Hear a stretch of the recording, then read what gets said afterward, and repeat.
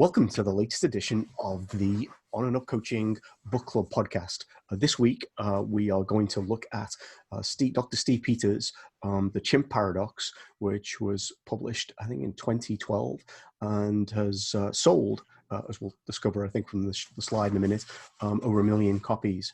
I think it's particularly popular in the UK. We may get into the reasons for that in our conversation. Joined today by Beth Moore, Rosanna Ortega-Lopensa, and Kim Mooney-Doyle. Thank you so much for joining me. Good to have you. Again, one of the principles behind the series is books that have influenced the way in which I certainly coach and think about how to approach clients, and therefore the way On and Up Coaching thinks about all of that stuff. Let me share, first of all, a couple of notes about the book and kind of some of the key themes. Easier said than done. There we go. Okay. So as I said, published in 2013, and there've been, as I said, over 1 million copies sold. Dr. Steve Peters is a British psychologist who's probably as famous as anything for working at top-level sports for many years, and that includes the British Olympic cycling team in 2012. And if you have a copy of the book, you'll see kind of multiple endorsements right at the front about how important his program was to some of those athletes in their success. He uses this really simple concept of the human, the chimp, and the computer to identify 3 key areas of the brain. And without kind of getting too complex, the human is essentially the frontal lobe, where the prefrontal cortex is. The chimp is the limbic system, where the amygdala resides. And then the computer is actually a couple of areas of the brain, which includes, if you listen to last week's podcast about your brain at work, includes the basal ganglia, where kind of repetitive tasks are stored. And essentially what the book is about is managing the conflicting needs of each of those areas. And we'll get into kind of what exactly the chimp is and the human is in terms of their personalities as we go through this. But one of the things that he certainly is keen to emphasize is that not managing the interaction is a recipe for kind of a very emotional response to most things, which often doesn't end up in a good result. But managing the interaction produces results in terms of success, confidence, and happiness. I think that's actually what it says in the front of the book. He talks a lot about the inner dialogue, about why we might overreact to things, and how potentially we kind of adopt self-destructive behaviors because we let the amygdala take charge, or the amygdala takes charge. We'll talk about letting the amygdala take charge as we go through this. So there's some of the key concepts. Probably one of the final thing to say is the essence of it is the human is where kind of logic resides and rational behavior. The chimp is very emotional and it's easy to just say, oh, the chimp is kind of negative and bad, but actually there's reasons for kind of the chimp's behavior, because a lot of it's about safety and about security. And one of the things that he says is the chimp is ideally set up to manage us when we lived in the jungle. It's not necessarily kind of set up to work completely well in a normal society. And then the computer is home to a lot of kind of beliefs and values that we've got, and working on what beliefs and values we've got to kind of help manage the human-chimp interaction becomes really important. So enough from me. I'm going to kind of turn it over. Start with a question. From what you've seen and from what you've read, what ideas resonate with you the most?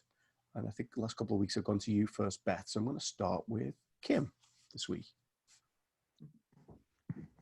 Hi. Well, thanks again for having me. Thank you. I think the idea that resonated the most with me was this idea of recognizing and managing the chimp, and when the chimp is acting out. It reminds me of the tenets of cognitive behavioral therapy, of like recognizing, your thoughts and feelings and kind of naming them and reframing them and trying to um, understand a little bit about why that gets conjured up. So I really like that because he made it so concrete and readily accessible that it was like, okay, 50% of my brain is acting like a chimp right now. How can I stop and control and manage? So I thought that was really something helpful to take away. Yeah, yeah. He actually does, in one of the videos I saw, talk about the difference between his approach in cognitive behavioral therapy. Oh, okay. That's so, which is probably worth looking at, but that takes us Mm-hmm. in a whole different direction. Mm-hmm. Coming back to the book, what particularly resonated with you, Rosanna?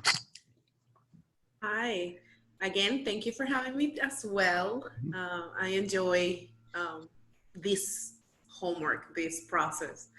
Um, what resonated to me in the book, sad to say that I feel like my behavior is more like a chimp, to be honest. So it requires so much self-reflection and seeing it right there in front of you, forcing you to have your human brain have that dialogue and that compromise with your chimp mindset, right? Was quite interesting to me. Gave me more questions. I ordered the book, supposed to be here tomorrow. But what I have had found on the book itself is that you really have to control that chimp with love and reassurance, so that chimp can feel confident and not be so primal. And that concept was fascinating to me. Now, why most people behave and let their chimp take over? There's many reasons, right? I think it depends on how people grows up. It's a factor. Their emotional well-being established at home from an early stage too. So everything resonate with me, and I feel like now I need to be more mindful of stop being more emotional and impulsive, because I don't need to like fight everyone as a chimp. If that makes sense. So it was quite nice also to see the pictures in my brain. Rosanna acting like a chimp, but Rosanna acting like a more human, and the computer side of it too. So it was interesting. So there's a few different things in there. I mean, I think the sort of the primal thing comes from, I think, those three categories. But when security is threatened, when your troop is threatened, he talks about, and when your territory is threatened. So there's some basic things that could spark your kind of amygdala to fire up very strongly. Yeah. But I think he also talks, and this is kind of one of the things that I really kind of took away from the book, about those things that are learned, particularly the things that he calls gremlins that we learn after we're 8, which like the certain beliefs, and his, I guess if there's one thing he would have you do, it's to kind of identify those and turn them into what he calls autopilots. So that, and I give you an example. He talks in the book about driving, which is kind of, I think, one of the things I might have mentioned last week. But one of the things that happens with road rage is people get themselves into a state where they're going to be upset with behavior that they see. And the kind of whole human's completely shut out of the conversation. One of the ways of avoiding getting angry driving is to kind of almost reprogram that computer with things like, is this person a kind of a danger to me? Is this person kind kind of who's done whatever it is, actually, are they hurt by it anyway? Is it only me that's being hurt? I kind of revise it so that it's like, you know, you find a way to manage it with the human in charge, as opposed to like, that person's out to get me and I need to get after them, or whatever the emotion of people who have road rage is. It's a profound book for sure. Yeah. Yes. So Beth, what's your takeaway? Well, it's funny because my takeaway is what really I could relate with most in the book was when he talks about the disputed sleep example. Oh. And how really you shouldn't make, when you're conscious, when you wake up in the middle of the night and it's between 11 and 7 a.m., that it seems like the world is falling apart and your emotions are very strong and you can't find solutions to things because your amygdala has really taken over at that time of night. And, recognizing that, I think is helping me a little, because I realize, I say to myself when I wake up in the middle of the night and I start thinking my chimp is in control, I think, you know what, this is just how it is right now. Just get to the morning and then you're going to be more in balance between your chimp and your human, and you'll make better decisions. Yeah, I've shared that with quite a few people actually along the way, and there are definitely folks for whom just knowing that was like, oh, okay. So if I do wake up in the middle of the night, it's that, and I feel like there's a crisis. It really isn't. There's a crisis.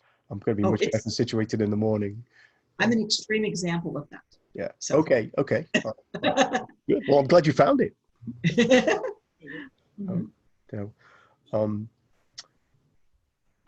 So the things that resonated the most. So let's move on. And kind of, you can take this in whichever direction you want, but I'm really want to explore, is there anything in particular that surprised you about the book? Maybe something that you didn't quite agree with even. And one of the things, for example, that I did read about, and he certainly responded to, is that some people feel like there's an oversimplification that he indulges in to kind of make the model work. Why don't I go in same order? Kim? Hi. It's one thing that I have more questions about is thinking about that connection between the computer and the chimp. So thinking about those, the more like destructive beliefs and behaviors that he talked about, like the gremlin and the goblin, like I'd be interested to understand more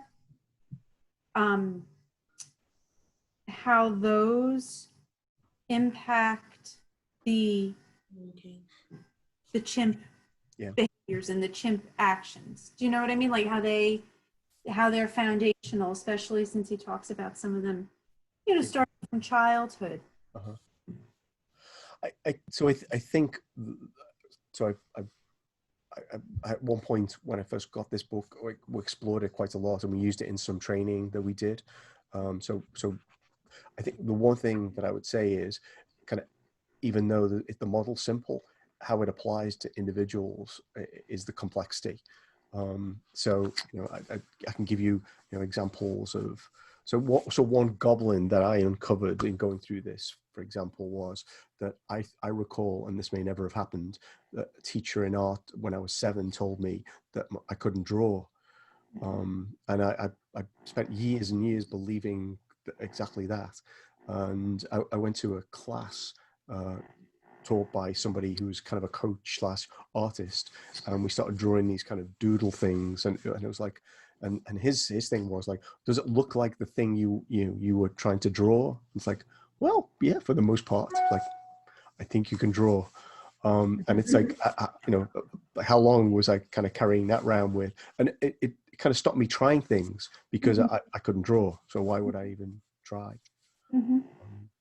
The other thing I'd compare it with, which we've already talked about on the, I think it was 3rd episode about growth mindset, is a lot, I think, of the gremlins are essentially kind of fixed mindset positions.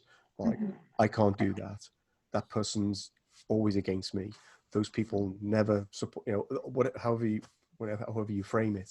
Whereas, you know, the human can be more, well, they may not support me, but, you know, how can I act as a consequence of whether that's true or not? Mm-hmm. Yeah. So I think that there is a lot of depth once you start discussing individual experiences. Mm-hmm. Rosanna, Something that kind of surprised me investigating more about this book was they say you're not your feelings. Feelings are suggestions.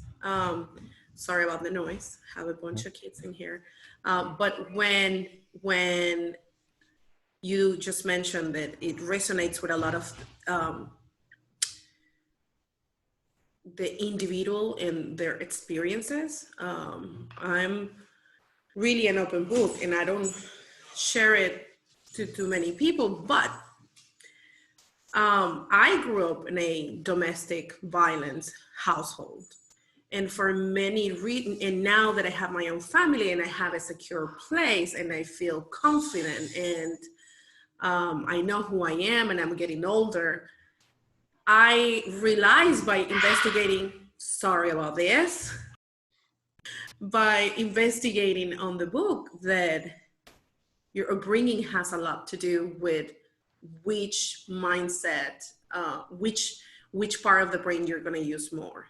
In my experience, my feelings, my intuitions have been the very weight of how I became who I am today and how I got to where I am right now. And it's a happy ending story in my case, you know, like it's healthy now where I live, but at the same time, unconsciously, my main behavior is driven by the chip mindset, and it's all because of that emotional instability per se, and how it was wonderful to know that despite all of that,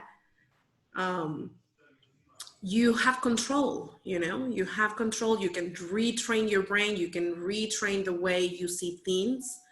So that brought me hope and more understanding. And I love the fact how they said that if you have a well balance between the computer and between actually the human side of it and the chip side of it, and you put good information into the computer side of it, that the outcome, it can be quite powerful. So that to me, it spoke big volumes, I guess. And Sorry, when like the possibilities are awesome, but it definitely takes work to turn to kind of create. So if some, you know, if a situation to you feels threatening, it takes work to kind of turn that into a situation where you don't feel like it's threatening, or you can persuade yourself it's not threatening. Yeah, like trust, you know, in order to be able to perform well in society or as a human being in a workplace, at school, in your family, you have to be able to trust the people around you. And if that is not there, that chip monkey mentality, you know, it's there to protect you, to keep you safe. So that is fascinating to me. But also, and I'm sorry I'm talking too much, but also that the human side of the brain, that human brain that has to love the monkey. I'm gonna call it a monkey. I know it's chimp, but my accent, it's hard to say it. You know, but that human side of that treats the monkey with love and compassion and compromise, it's the one that is willing to make it work together, so that monkey doesn't feel that needs to react, because it's way stronger. You know, it's kind of like the Hulk. You have to control the Hulk. Yep. So. Yeah. He actually talks a lot about. So I guess it's easy to find kind of difficult examples, But I Yeah. think that's which is why I think often he goes to try and find simple examples like about food, Yeah. where you know, essentially it's like I've got this great idea about the diet that I should have, and it's like, well, why do I keep eating all of these, you know, things Yeah. that don't fit the diet? And that's an emotional response would be his argument. And I guess it's a simpler way of stating it than some of the more complicated things that you could end up dealing with. Yeah, for sure. It's Beth. Okay, well, actually, I must say that his view of the chimp and the human, I followed it along very well. I thought it made a lot of sense. But one thing that did come up that I would like to discuss a little bit is about how he emphasized how to support the process and not the outcome. Yep. That for me was really important. It's like, yes, that makes sense. And that's something you can control when you can't control the outcome, but you can work towards something. Yeah. And before we started, I kind of mentioned that's the story that you kind of get from a number of those Olympians who endorse his book about, I think there's one particular example of of a cycling final. It would be much better if I knew whose cycling final it was. I think it was probably Chris Foy. Essentially, his plan was to control what he could, which was to hit certain time targets at the various intervals. And at one point in the race, somebody tried to take off, and the chimp's instinct probably would have been to take off after them for fear of being left behind, whereas he just stuck with his plan. I guess because of the training he'd done, knew he didn't need to respond. And if the guy went off and won, there was nothing he could do about it. He could just do his best. And anyway, it turns out the guy kind of came back to the pack, and Chris Foy won, and the rest is history, as they say. Yeah, I mean, I find that that resonates with me because, you know, as life is a marathon, not a sprint. Yeah. But if I can think about, okay, I'm just keep on working on this, and maybe the outcome that I want will happen, but just keep on doing the things that are good for me. Sounds good. I think there's been a nice continuity between this and the other last couple of books we looked at, Your Brain at Work and Growth Mindset, because I think they're kind of pointing in a similar direction, but have slightly different kind of tools and techniques to kind of get you there. Going to round it out by kind of the final question. For people listening who may not have read the book, which may include your children, what is the one thing you'd want them to know, and to you know, what would be a reason for picking up the book, or maybe one thing you'd want them to share with them that you might encourage children to put into practice? So I'm going to mix this up and I'll go to Beth. Okay. I think that I would explain to my child about the book, or, you know, the thing that I would like to share with people who are thinking of reading this book is that the importance, I mean, it helps that reading this book helps you realize that some things that are your beliefs or something that you've been told over time, you need to reevaluate throughout your life. Yeah. And to not think that, you know, that's something that someone may have told you as a child, oh, you're not very good at sports, is not something that you carry throughout your life. It needs to be reevaluated. And I liked his explanation about the gremlins and the goblins, and that kind of made me understand that better. Cool. Yeah, the goblins is probably a whole other topic about things that you learned before you were 8, because he does say they're hard to shift. Mm-hmm. So you have to work harder at shifting those. Very hard in some cases. Yes. So Rosanna, one thing you want to share with someone who hadn't come across the book, or maybe something you'd want to share with your kids? Overall, the process, to enjoy the process of managing and loving the chimp. I think it's fundamental, you know, and it, you know, as kids, your human mindset is not well developed yet. that you're there to fulfill that function. That's why they whine the way they whine, they get upset the way that they get upset. So it's a conversation to have, and a suggestion to have, to like, let's love this emotion and let's, you know, talk it through. Of course, depends on what age your kid is. Right. But I wouldn't even go to my kids yet. I will just work on myself first. And then, so we can all enjoy the process. I think when I first read this, actually, I think my daughter was what, 7? No, 8. And I think one of the things that I kind of realized was that, like, if she was more likely to be cranky about something if she hadn't eaten than when she'd eaten. And it kind of made me kind of think, well, I wonder if, is that an explanation? Is that explained by this, basically? Because it's an emotional need as much as it is a physical need. So just a thought. Yeah. Kim, last word goes to you. One thing that you would want people to know, and it doesn't have to be your kids. Yeah, well, I think it, so I like the imagery of the process that he uses to illustrate this whole process. But I think when he talks later on in the book about, you know, so now we've talked about your chimp and your human and your computer, then recognizing that that process is simultaneously going on in other people. So it gives you a real sense of empathy for what the other people in your workplace or in your family are going through. And then, like you mentioned just now about, you know, with your daughter, how to navigate and kind of meet other people where they are. Even if that's a cheese stick, right? You got to start somewhere. Right.